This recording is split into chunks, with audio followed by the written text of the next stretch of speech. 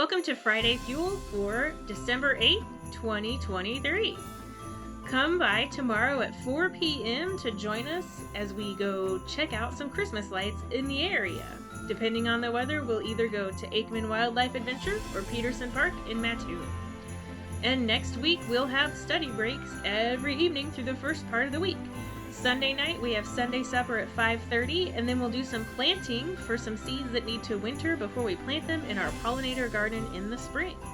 Monday night, we'll have pancake night from 6 to 8 at the Wesley Foundation, and Tuesday, we will be at Clem Hall in the Student Lounge from 11 a.m. to 2 p.m. for you to take a break and a breath and make some crafts or have some snacks or just hang out.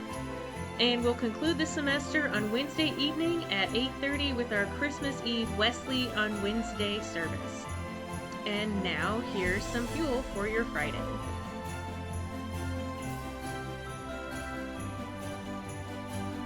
It's the last Friday of the semester and our last Friday fuel for the semester. And so as we are moving into finals week, and I know it's a stressful time for everyone, I've been thinking about how sometimes we feel like we can't be real with God, maybe.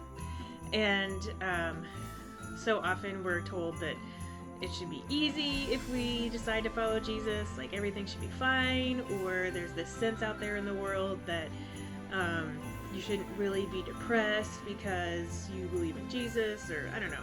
There's a lot of really bad theology out there, and what I think is kind of amusing about that is that Scripture shows us that God's people throughout like all of the Old Testament and into the New Testament have struggled and have questioned God and have cried out in need of God. So if you're going through a difficult time, because it's finals and it's stressful, you can cry out to God and know that God hears you.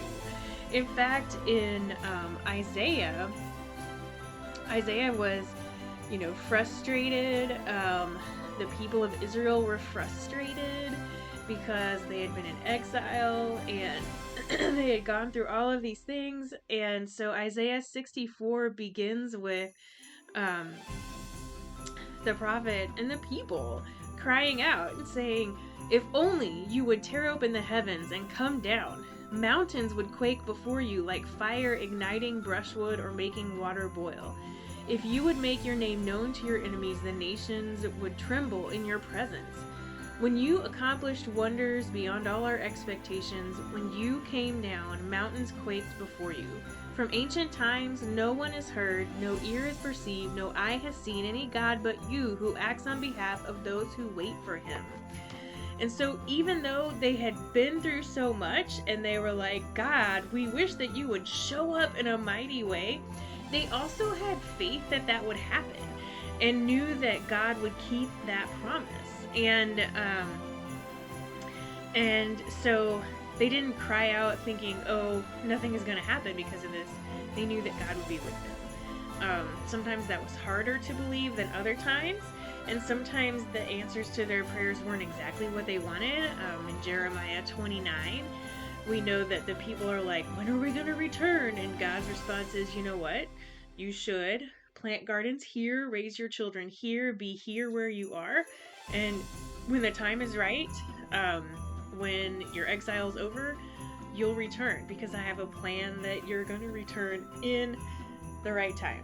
So what the prophets tell us as we are waiting this Advent season, as we are trying to make it through the end of a crazy semester, is that even in our waiting, even in our crying out to God, God does hear us and God is with us, and God's promises will be fulfilled.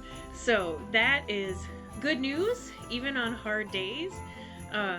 And also know that you are worth much more than whatever schoolwork you have to do or grades that you get, because you are beloved of God and God is with you. So best wishes to everybody who has finals, and then to those of you who don't, best wishes for whatever's coming up. This can be a difficult and crazy time of the year. So my prayers are with you, and remember what the prophets knew, that even though terrible things would happen, God also would be fulfilling God's promises. And that is always good news. So, thanks for joining this semester, and I'll see you back here in January. Bye! Merry Christmas and Happy New Year!